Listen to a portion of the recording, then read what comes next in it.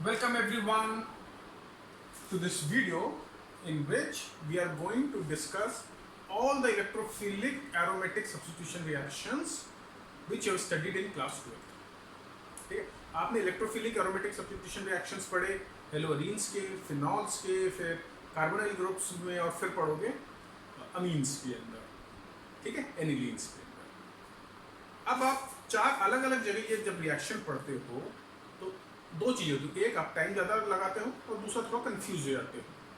तो इस वीडियो के अंदर हम सारे के सारे इलेक्ट्रोफिलिक एरोमेटिक सब्स्टिट्यूशन रिएक्शन एक ही साथ एक बार में पढ़ लेंगे और एक बार आपने पढ़ लिया तो आपको बार बार इन रिएक्शंस को दोबारा देखने की ज़रूरत नहीं, ठीक है। तो सबसे पहले हमें स्टडी करना होगा impact of group which is attached to the benzene ring. तो इलेक्ट्रोफिलिक सब्स्टिट्यूशन रिएक्शन कौन शो करता है? वो कंपाउंड जिसमें एरोमेटिक रिंग होगी, राइट। अब इस एरोमेटिक रिंग में अगर कोई ग्रुप अटैच्ड है तो इस ग्रुप के कारण इधर this aromatic ring will get activated towards electrophilic substitution reaction, मतलब बेंजीन से ज्यादा रिएक्टिव हो जाएगी, और it may get deactivated towards electrophilic substitution reaction, यानी बेंजीन से कम रिएक्टिविटी शो करेगी टुवर्ड्स इलेक्ट्रोफिलिक सब्स्टिट्यूशन रिएक्शन। तो depending upon whether this group is electron donating group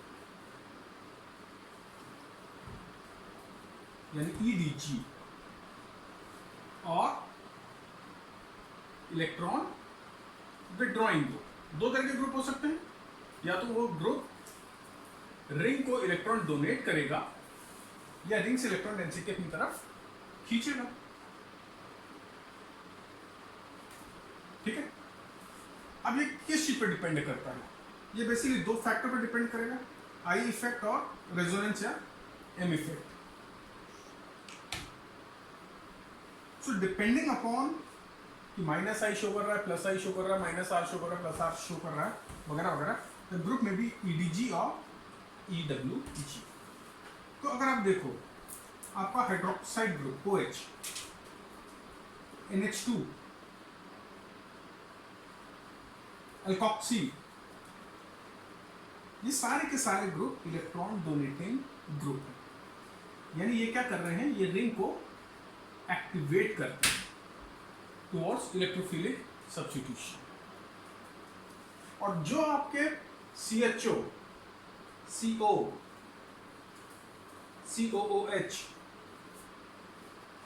halogens, ये इलेक्ट्रॉन विड्रॉइंग ग्रुप है। ये रिंग को क्या करते हैं,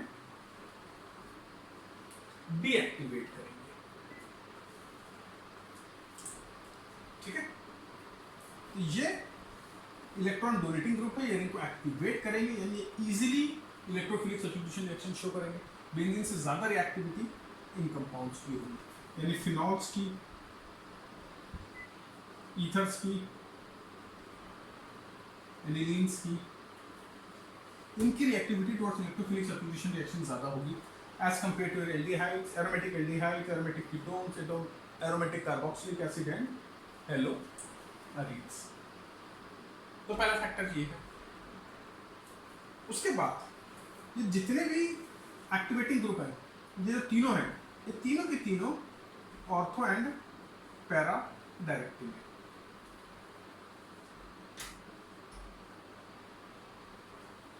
मीनिंग इसके अंदर जो आपके कंपाउंड बनेंगे वो ऑर्थो और पैरा का मिक्सचर बनेगा, और para mixture will be the dominating product. In case के अंदर ये तीन मेटा डायरेक्टिंग है और halogen, ortho and para directing. तो आपको ये पता है कि ये ग्रुप ऑर्थो पैरा डायरेक्टिंग है, तो जब आपको प्रोडक्ट लिखना है तो आप उसका ऑर्थो डेरिवेटिव और पैरा डेरिवेटिव बनाओगे। आपको अभी से पता है तीनों मेटा डायरेक्टिंग है, तो आप मेटा ग्रुप वाला प्रोडक्ट बनाओगे, ठीक है। तो ये बेसिकली ओवरऑल पिक्चर है। यहाँ पर मेटा डायरेक्टिंग और ये ऑर्थो पैरा डायरेक्टिंग है, क्योंकि एक प्लस एम शो इफेक्ट करता है और एक माइनस एम इफेक्ट शो करता है। तो इतनी पिक्चर पिक्चर को आप अपने दिमाग में याद रखो, जो हमारे फिनॉल्स हुए, एनिलीन्स हुई, सॉरी ये ईथर्स, ये एनिलीन, ईथर्स हुए, ये इलेक्ट्रॉन डोनेटिंग ग्रुप है, ऑर्थो पैरा डायरेक्टिंग है और रिंग को एक्टिवेट करते हैं। कार्बोनिल ग्रुप्स डीएक्टिवेट करेंगे और मेटा डायरेक्टिंग है। हेलोजन ग्रुप डीएक्टिवेट करेगा पर ऑर्थो पैरा डायरेक्टिंग है। ठीक है, तो ये नोट कर लो आप, और इसके बाद हम स्पेसिफिक रिएक्शंस स्टडी करते हैं।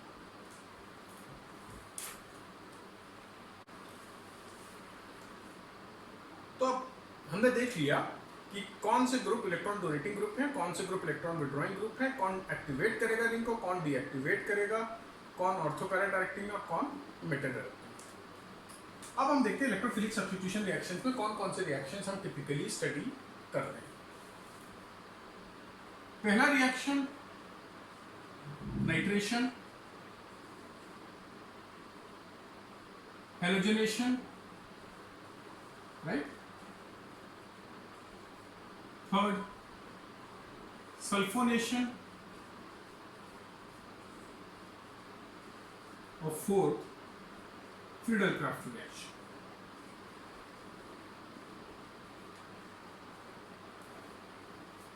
ठीक है, तो ये 4 रिएक्शन है।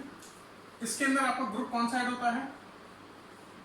NO2, हेलोजन, SO3H, और इसमें या तो अल्काइल ग्रुप या असाइल ग्रुप।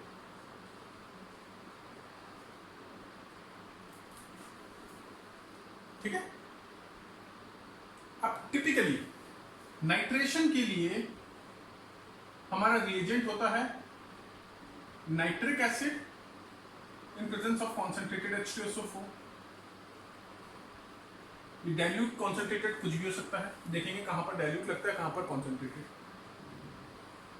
यहां पर ओलियम H2SO4 लिख लो, सॉरी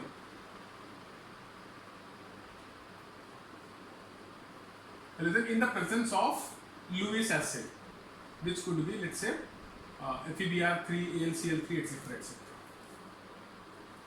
सल्फोनेशन के अंदर ये ओलियम भी, और इसके अंदर we will either treat it with alkyl halides और alkyl acid chloride in presence of again Lewis। यहां पर कॉन्सेंट्रेटेड H2SO4 का काम क्या है? ये इलेक्ट्रोफाइल जनरेट कर रहा है NO2। FeBr3 भी इलेक्ट्रोफाइल जनरेट करता है, सिमिलरली AlCl3। ठीक है, तो इन रिएक्शन में क्या होता है, आपका एक H रिप्लेस हो जाएगा NO2 से, एक H से, एक SO3H से, और एक आ गया RCO।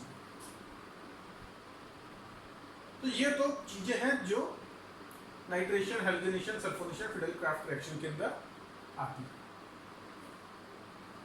अब जब हम देखते हैं इलेक्ट्रॉन डोनेटिंग ग्रुप और इलेक्ट्रॉन विड्रॉइंग ग्रुप, तो इलेक्ट्रॉन विड्रॉइंग ग्रुप जो तुम्हारे कार्बोनिल कंपाउंड्स हैं CHO, CO, COOH, they do not show Friedel-Crafts reaction. ठीक है, whereas all these electron donating group shows Friedel-Crafts reaction. बाकी रिएक्शन इलेक्ट्रॉन डोनेटिंग ग्रुप और electron withdrawing group दोनों show करेंगे, but उनकी स्पीड और conditions in which it is carried out will differ. ये भी शो करेगा, ये भी शो करेगा, ये भी शो करेगा, ये भी शो करेंगे।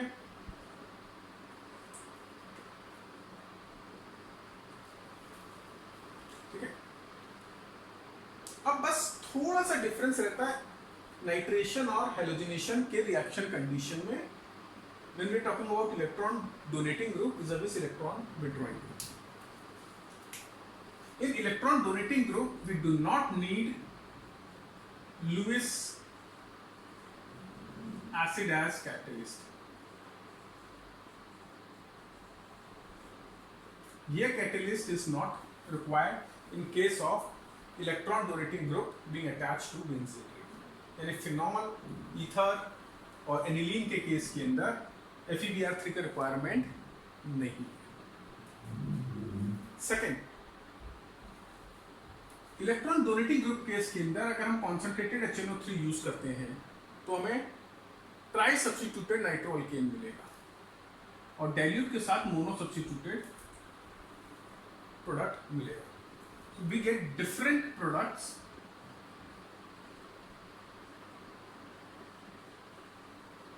ठीक है, डाइल्यूट के साथ मोनो सब्स्टिट्यूटेड और कॉन्सेंट्रेटेड के साथ ट्राई सब्स्टिट्यूटेड।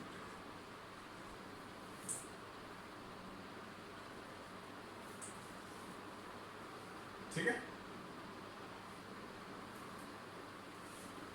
जब हम हेलोजिनेशन की बात करते हैं, जैसे हम ब्रोमिनेशन की बात करते हैं, तो अगर हम ये ब्रोमिनेशन कैरी आउट करते हैं स्लाइटली पोलर सॉल्वेंट जैसे वाटर, ब्रोमीन वाटर के साथ, तो let's say with polar solvent tri substituted product, non polar mono substituted.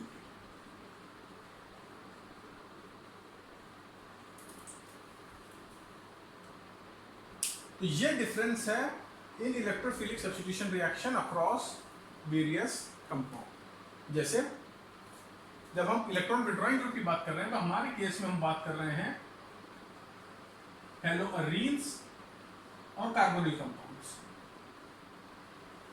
और यहां पर हम बात कर रहे हैं फिनॉल्स, ईथर या एनिसोल ले लो, एनिलीन।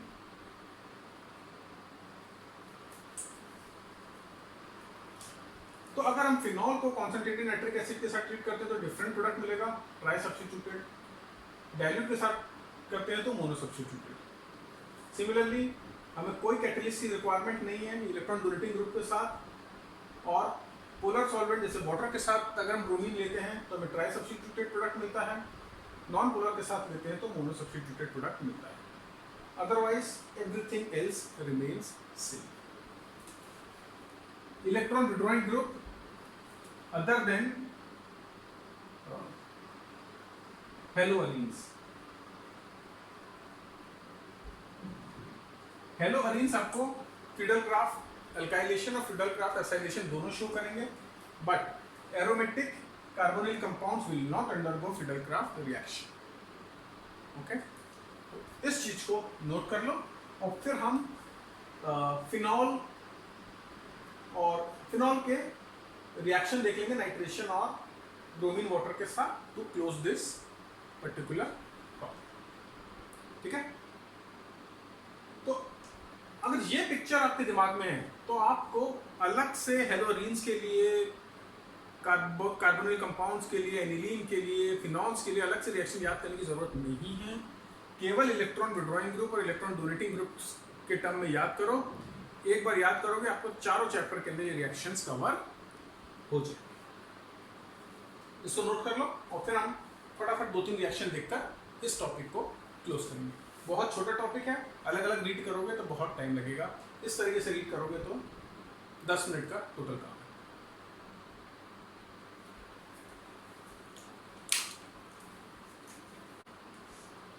तो सबसे पहले हम एग्जांपल देखते हैं नाइट्रेशन का।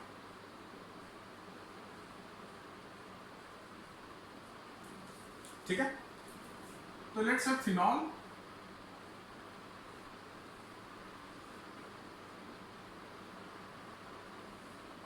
अगर डाइल्यूट नाइट्रिक एसिड है,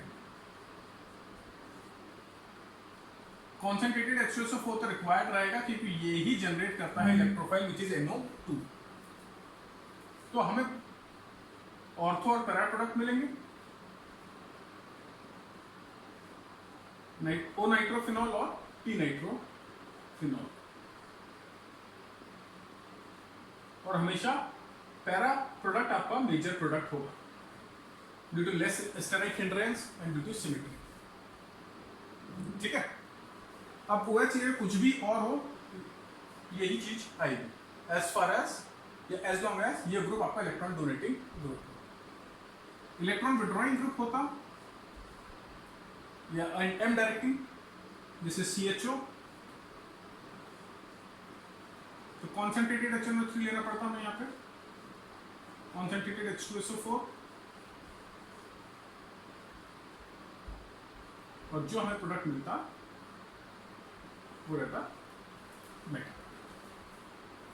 तो ये नाइट्रेशन हो गया आपका, but nitration for electron donating group with concentrated HNO, ये तीसरा रिएक्शन।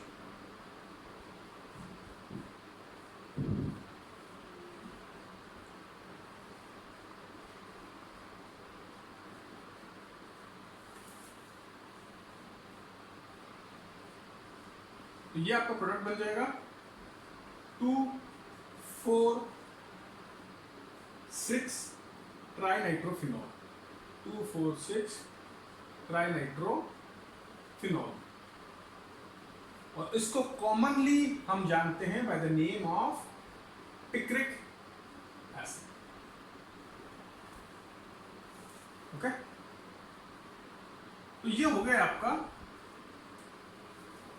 नाइट्रेशन। ये आपका इलेक्ट्रॉन विड्रॉइंग ग्रुप का केस, ये electron donating group, electron donating group, ठीक है। सल्फोनेशन एग्जैक्टली सिमिलर होगा, ये वाला पार्ट नहीं आएगा, यहाँ पर NO2 की जगह SO3H, यहाँ SO3H। ओके, लास्ट जो हम नेक्स्ट हम जो देखेंगे वो है हैलोजिनेशन। इसको नोट कर लो।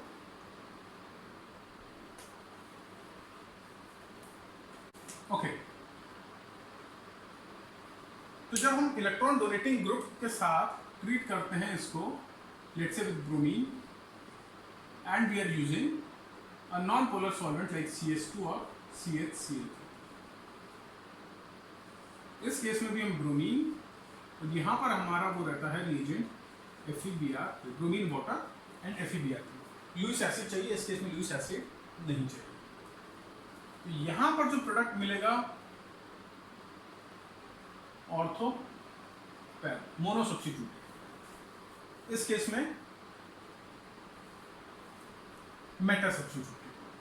और यही रिएक्शन अगर मैं इलेक्ट्रॉन डोनेटिंग ग्रुप के साथ कैरी आउट करता हूं, let's say with bromine water, यहाँ पे नॉन पोलर सॉल्वेंट था, यहाँ पर मैंने ब्रोमीन वाटर लिया, यानी वाटर एज अ सॉल्वेंट। तो what I get is a tri-substituted product. So this is 2,4,6 tribromophenol.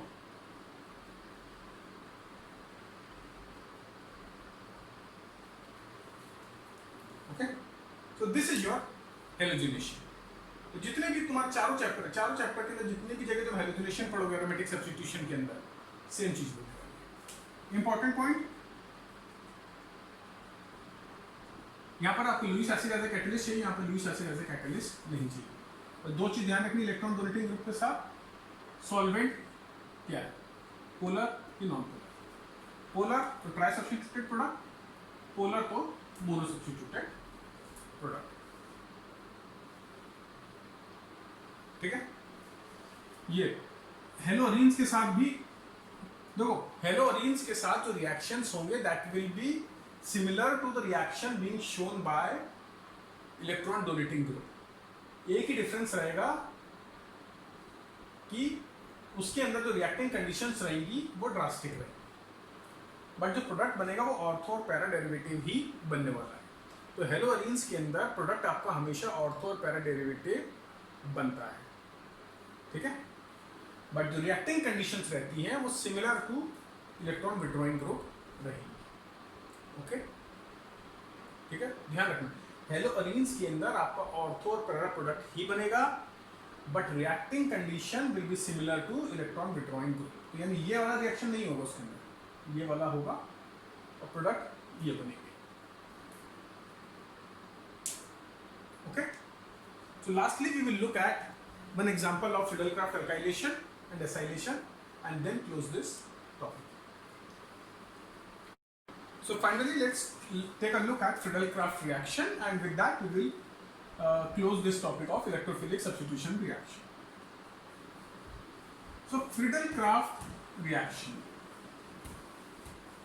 The important thing to keep in mind is that none of the aromatic carbonyl compounds which are electron withdrawing, right? So aromatic carbonyl compound will not show Friedel-Crafts reaction. I'm writing the short form, Friedel-Crafts reaction. तो आपके aldehydes, ketones, carboxylic acid ये सब Friedel-Crafts reaction show नहीं करेंगे. बाकी के अंदर simple है. लेट्स से ये आपका एरोमेटिक कंपाउंड हुआ. This time let's take an example of haloarene. Let us react it with alkyl halide. जब हम अल्काइल हैलाइड यूज करेंगे तो Friedel-Crafts अल्काइलेशन होगा, क्योंकि यहाँ पर अल्काइल ग्रुप सब्स्टिट्यूट होने वाला है. AlCl3 और कोई भी लुईस एसिड चाहिए to generate the electrophile.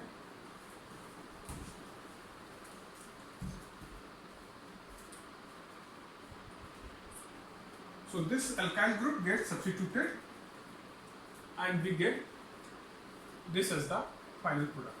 And again ortho para both derivatives will be formed. अब ये रिएक्शन अगर हम एसाइल क्लोराइड के साथ कैरी आउट करते हैं, एसिड क्लोराइड के साथ कैरी आउट करते हैं, let's say CH3 COCl, again the conditions remain the same.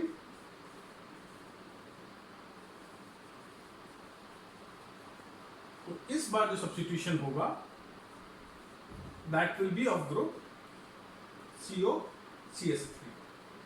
So this is acylation and this is alkylation. ये Friedel-Crafts रिएक्शन बहुत इंपॉर्टेंट रिएक्शन है बिकॉज इसको हम यूज करते हैं to prepare many important compounds. तो again it's an type of electrophilic substitution reaction. Again हमें केवल ये याद रखना है कि इलेक्ट्रॉन विड्रॉइंग ग्रुप जब कार्बोनिल कंपाउंड के फॉर्म में होंगे तो वो रिएक्शन शो नहीं करेंगे. All others will show this reaction and ortho and para product will be form. ठीक है. So this with this we have covered almost all the electrophilic substitution reactions जो आपने क्लास 12th में study करे होंगे across 4 chapters of haloalkanes till amines. तो इस तरीके से याद करोगे, इस तरीके से समझोगे तो आपको चाहिए मुश्किल से 5 से 10 मिनट इस सारे रिएक्शन समझने के लिए. और आप अगेन चैप्टर वाइज जाओगे और हर चैप्टर में अलग से इलेक्ट्रोफिलिक सब्स्टिट्यूशन रिएक्शन समझने की कोशिश करोगे तो you will be wasting time, जिसकी कोई रिक्वायरमेंट नहीं है. आपके उस कोर्स ऐसे ही ज़्यादा है. ठीक है. So I hope you enjoyed this lecture and you found it interesting and useful, and we will be back soon again with a next series of this revision video, जिसके अंदर हम लोग कोशिश कर रहे हैं कि रिएक्शंस को ग्रुप करके एक साथ स्टडी कर लें, जिससे टाइम भी बचे और कॉन्सेप्ट भी एकदम आपके क्लियर कट दिमाग में बैठ जाए. So till then good bye, have a nice time, and we will meet soon with the next video in this revision series of organic chemistry.